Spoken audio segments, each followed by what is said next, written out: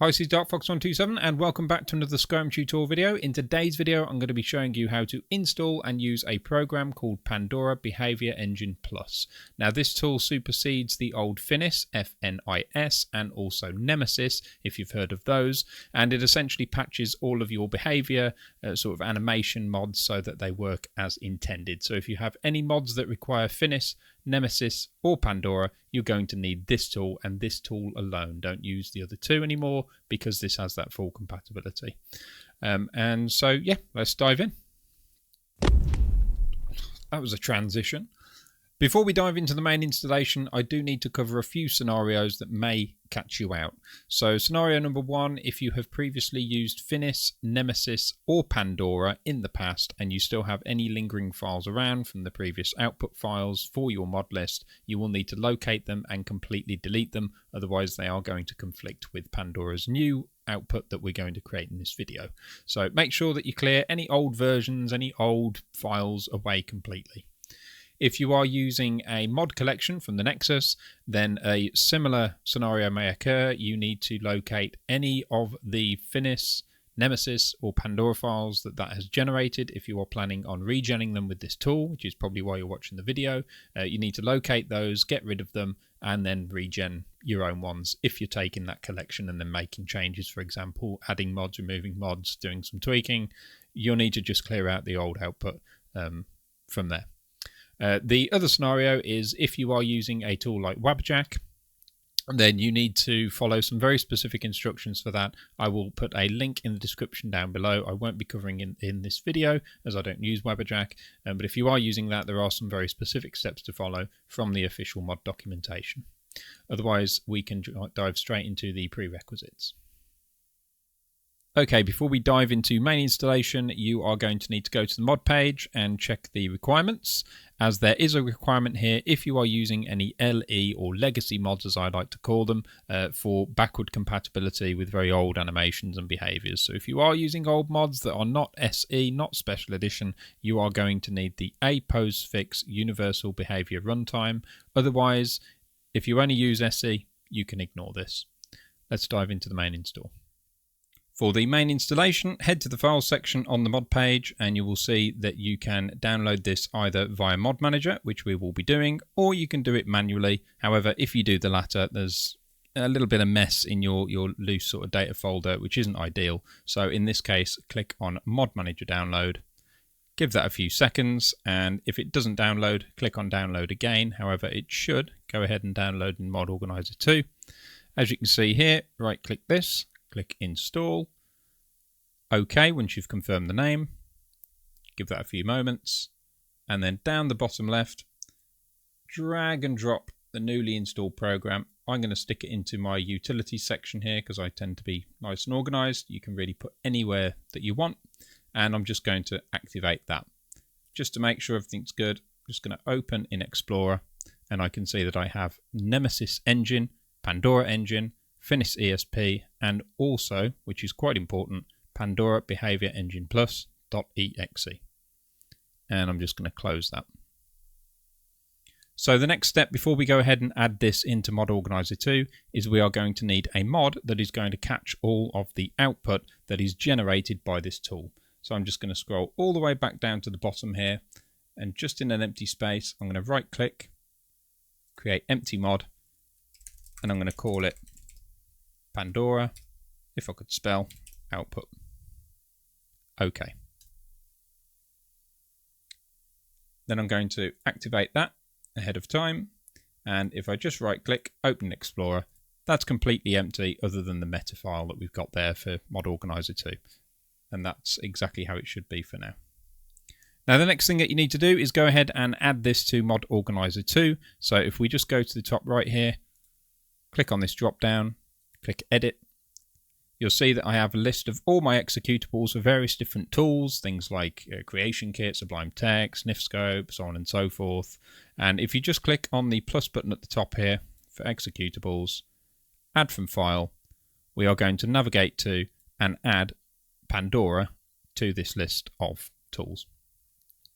Now, the way you need to do this is you need to locate wherever your mods are installed for Mod Organizer 2. Now, this is going to be a little bit different for everybody. Now, thankfully, I prepared this earlier for myself. So I'm just going to go ahead and paste this file path in here. In my case, it's G, MO2 Games, Skyrim Special Edition, Mods, Pandora Engine Plus. And if I just hit enter on that, I can see that I have my Pandora Engine executable here. I'm going to click on this and click on Open. Now, if you're not quite sure where your mods are being stored, you can find this out if I just click OK for the moment. If you go to the very top here in Mod Organizer 2 and you click on Settings, the Settings cog, and under the tab Paths, you should be able to see that your base directory is G, MO2 Games, Special Edition, and then the mods are in a mod folder. And that is how you'll get to your path to know exactly where it's gone ahead and installed Pandora. Once you've found that, you find the executable, hook it up, job done.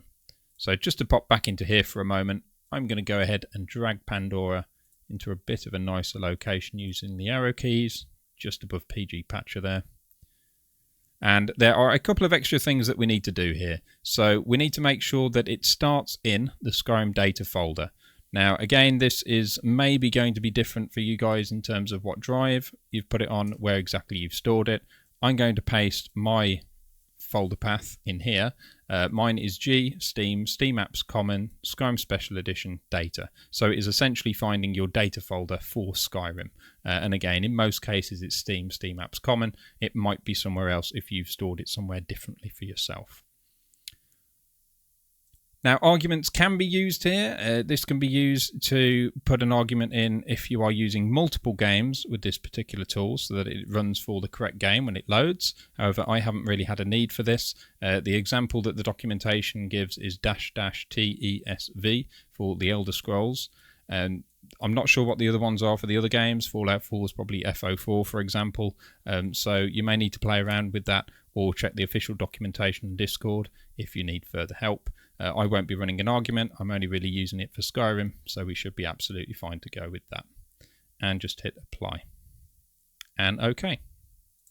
So now that we have the Pandora engine added into Mod Organizer 2 and we've got an output folder ready to go, I'm now going to go ahead and select it in this list, Pandora Behaviour Engine. I'm not going to run it just yet. I'm going to click on Shortcut and I'm going to add it to my toolbar and menu. You can go ahead, put it on the desktop, put it in the start menu, do whatever you wish.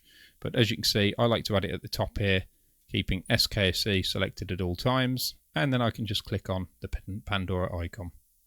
For the first time, give it a few moments to load, and then it should load up. And it's probably going to look, flashbang warning, it is probably going to look more like that. It's going to be somewhat sort of bright pink.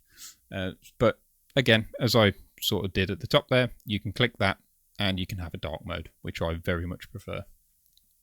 There's not really much to this program. It will automatically select the mods that it detects that are going to need this tool running in order to function correctly. So it does tend to automatically tick them. And then the two things we need to do before we do anything else is, number one, make sure that the game path is correct. It does detect it automatically, but if it doesn't, you'd have to click on game, and then you would need to navigate again to your Skyrim main directory. So again, Steam, Steam Apps Common, Skyrim Special Edition, and you would need to select the Skyrim SE executable. It's already done it automatically for me. It's likely going to be able to do the same for you, especially if it's running through MO2. So the next thing to do is click on Paths and click on Output. You may have noticed that we never actually set create and output within MO2. That's because this has it built in. There's no need to do it through Mod Organizer 2. So whatever you do, don't have this generating an output and Mod Organizer 2 generating an output. Just do it here. And what you can see here is this has automatically navigated to Pandora output because this is where I was before, so I've already got it going there.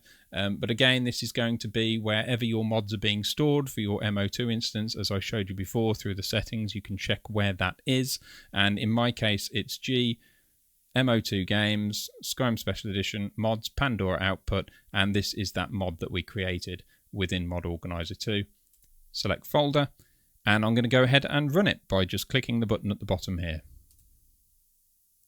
Now, this took less than a second for me. Depending on your mod list, mine is relatively small at the moment for animation-based stuff, but this may take a little longer than that. It could take minutes. It could take 10, 20 minutes, maybe an hour if you've got an insane mod list. It's really going to depend on the spec of your machine as well. And another thing to note here, if you do have any failures here, any issues, refer to the documentation, and also keep in mind that some people find that they need to add an exception for the program if they are running any kind of antivirus on their machine. That can often stop programs like this from actually running because it thinks they're dangerous, and you just need to add an exception. Not something I'll cover in this video because it's going to be different depending on what you're running, but that's just something to keep in mind if this doesn't run. And again, it could be quick, it could be slow, so just be patient with it and make sure you only run it when it's really necessary, whenever you've added more sort of animation or behavioural mods to your game. But now that that's been run, I can go ahead and close the program. And down the bottom here, if I just refresh this first of all, I should see that it changes from italics to non-italic. That means that some files have been generated in the Pandora output. And if I open in Explorer, I can see that it's generated a bunch of meshes for me that are related to my various animation mods. So that worked like a charm. Now, if I just close this, one more thing to mention. We do have Pandora Behaviour Engine Plus installed here as its own sort of utility tool as well. And if you check the overwrite after the first time, it may or may not dump some files in here. So you'll see there's an engine log and there's a Pandora engine folder with active mods and previous output text file in there. What you may need to do is take these, so I'm going to cut these and just put them into that initial installation that we've got and paste them into there. You'll only have to do that once and it should be absolutely fine. It just knows where to store those output files now, rather than them getting dumped into overwrite every time. So don't delete them from overwrite, drag them, put them in there, and you should be good to go. And if I were to run this again, just to show you, I don't know why it keeps dropping down a bit there. There we go. Hit run. That's run successfully. You should see the overwrite is now empty, so it won't keep filling up your overwrite every time, but it has gone ahead and again just regenerated this stuff, which is quite useful. And there we go. And that is just about it for another Skyrim tutorial video. So I hope you found it useful. Please let me know in the comments section down below. And if you think I may have missed anything, because I've only been using this tool myself for a couple of weeks, then do again, let me know and I can pin that comment to the top. Otherwise, hit that like and subscribe button and all the other bits and bobs, who knows anymore. And yeah, thank you all very much for watching, and I will speak to you all next time.